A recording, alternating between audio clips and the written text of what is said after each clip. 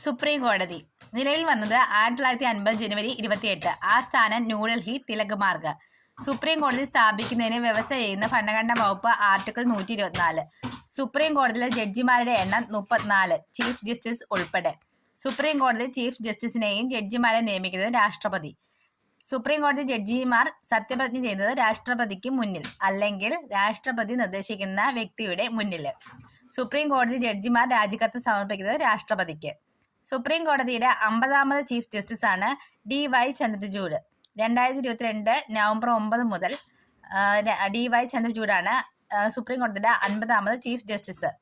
Supreme കോടതിയുടെ ആദ്യ chief ജസ്റ്റിസാണ് ഹരിലാൽ ജെ കനിയ. സുപ്രീം കോടതിയുടെ ചീഫ് ജസ്റ്റിസായ ആദ്യ മലയാളി, അത് 37ാമത്തെ സുപ്രീം കോടതി ചീഫ് ജസ്റ്റിസ് ആരാണ്? Justice KG Balakrishnan. Justice KG ബാലകൃഷ്ണനാണ് സുപ്രീം കോടതിയുടെ